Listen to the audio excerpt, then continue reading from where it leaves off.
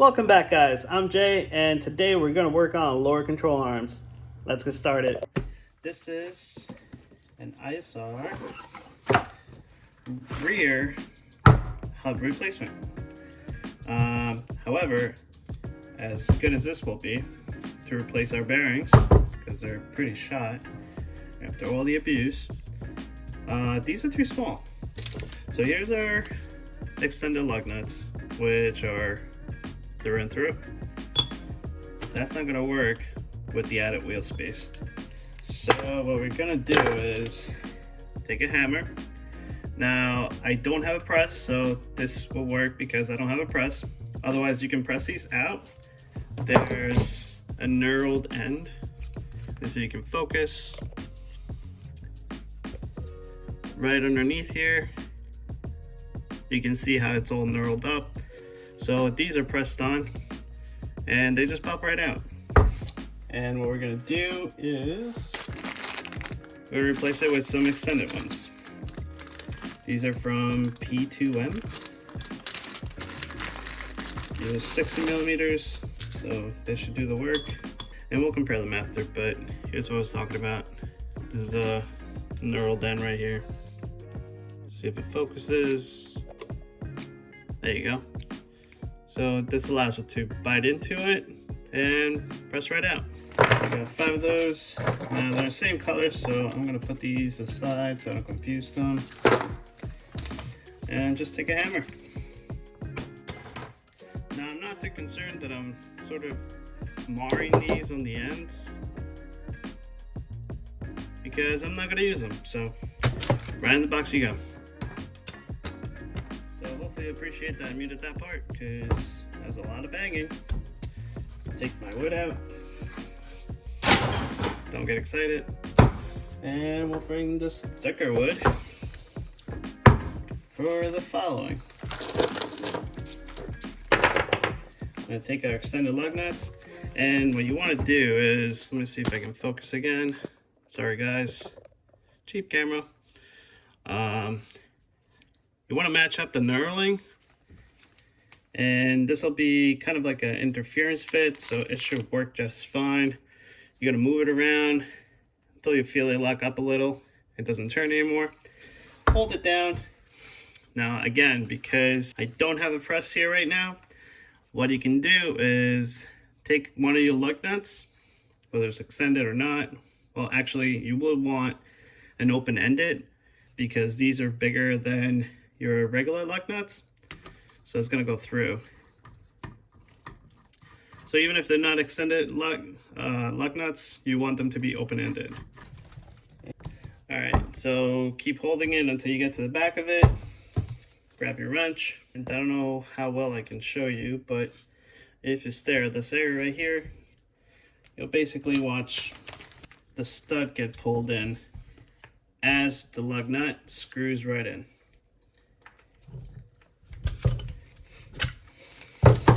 You'll basically know because it's not going anywhere. Alright, so just to show you guys, I did a lot of screwing around and my wood broke. So you don't want it to tighten your lug nut all the way, because when you think about it, you have your rotor and then you have your wheel, the back of your wheel in there as well. So you are going to have spacing, and you don't want your lug nut to go all the way in as this gets pulled in, because you could potentially, and I think I kind of did this, yeah, a little bit. Let me zoom in for you. You can potentially end up damaging your threads as you get to the bottom of it. I think I have an extra, oh, here, I'll show you in the old one. Because once you get to a certain point, you run out of threads, and then you can damage your lug nuts. So I think this is done. Whoops. Hey, it's me from the future. So I just wanted to add on to something that I said. It's okay to have a bit of a gap like that on the stud on the backside. Well, that one's a bit more pronounced, but something like that, you can kind of see the gap there. That's because, you, like I said, you have a space for the rotor and then the back of the wheel. So once you mount these up to the car and then you put everything together and then you torque down your wheel lugs, it's all gonna come together. So I'm not too worried about that. But I said if you try to do it with just your lug nut, then you could potentially run into the risk of stripping your threads. So you don't want to do that. But if you have a press, go ahead, press it all the way through. And with that said, continue. All right, so I think this is done. It's looking pretty good. So now I'm gonna move on to the second one, and then we can go ahead and build a suspension. Now what we got here is some GK Tech. Now we're gonna replace our previous Powered by Max because they don't really last against corrosion. So not really good for ideal daily driving. But these even come with nice boots. So shout out to you guys. Not sponsored or anything, so just showing you what I'm doing. Alright, let's see what we got here. Got some bushings, some more bushings, and we got the stud and some hardware. Next, that's a nice looking piece. Nice welds too. Oh, did I lose all my washers? Great. Some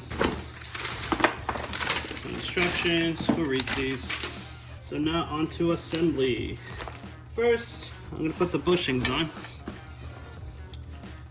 Just gonna take some stretching. Now these unscrew opposite, they're left-hand threads. So righty loosey, lefty tighty in this case.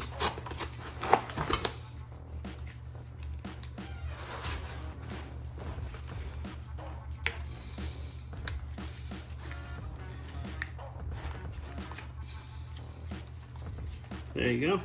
Not really looking to do any alignment yet, so should be fine. Now that that's on, let's move on to our subframe. Wow, these are big stickers. Jeez, it's like the size of my window. All right, so for these, you want to make sure that these two ends are parallel to each other. So for the hardware, I've gone ahead and bought some SPL Pro suspension. I think this is a lockout. I just like the quality of the hardware. And these are machine bushings, so it should come in handy. Now these long ones I'm gonna use for the bottom. This tall one I'm gonna use for the other arm. Now I know there's gonna be somebody out there telling me that I shouldn't be using these for the lower control arm, but you know what? I'm gonna use them anyway. So for these you're gonna need a washer, hardware, and two of these guys. These are just gonna go right in here, making sure that we're not crushing the rubber. Same on the other side. There we go. So you take the smaller end, and that's what you're gonna put in here. And then these go right in here. So this is kind of hard to do with one hand.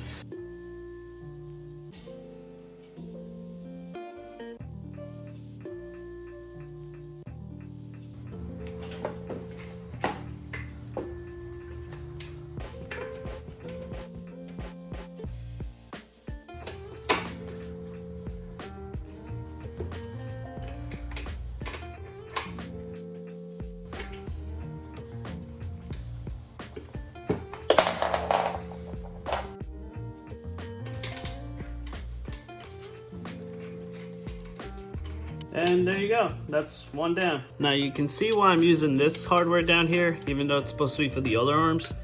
Look how nice it sits up against the subframe. And now the thick washer provides extra strength or distributed loads around this area, so it doesn't give you extra strain. And everything fits nicely. Now I'm not gonna put any Loctite here or torque it to spec yet, because I wanna get this whole thing into the car. Then we can do a small preliminary alignment, and then I'll take it to a shop, and then from there on, once it gets aligned, we can lock these out. I'll do this side, and then I'll show you what else is next. That sucked, but we got them done, so yeah. Now after rethinking some life decisions, let's move on to this end. Now to do so, I'm gonna need helping hand from our knuckle. Our nicely rebuilt knuckle. Alright, so you're gonna wanna choose your correct side for your knuckle. And this mounting point is going to be right here. So it's basically going to look something like that. And to do so, what we're going to do is put this down for a second. Now you see how this is all tapered, kind of like a little bullet, right? That's going to face upwards. Going down, this is going to go straight through. It's going to slide just like that, no problem. Now at the bottom, just going to put the washer that fits on there. You can't mess it up because the other washers are too small, as you can see. So just the washers that fit there. Then you're going to put the lock nut on the bottom. That should seal it right up. And then we'll work on the top. Just for now, I'm going to leave it like that. Alright, so after you put your hardware on the bottom, you're going to slide that in. The bearings already come installed, so you don't have to worry about that. Next, I'm going to put the bushing with the shoulder part facing upwards. And then the dust cover boot. Slide that right in. Then, you can go ahead and put your knuckle.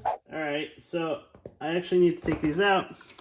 And I need to correct something. So, you see how I put the bushing underneath the rubber? Don't do that. In this bushing, you actually see like a little undercut. That's so that this boot sits inside of it. That way, which makes a lot more sense.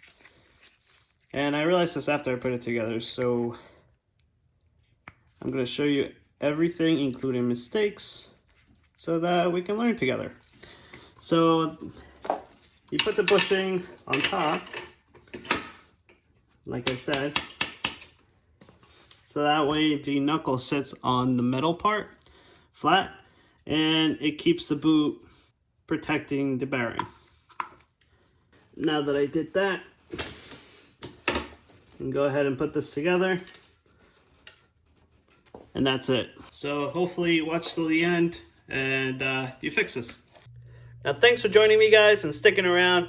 Next time I'll show you how to put together all these control arms, and hopefully you can get this thing out of here because, you know, I want to drive.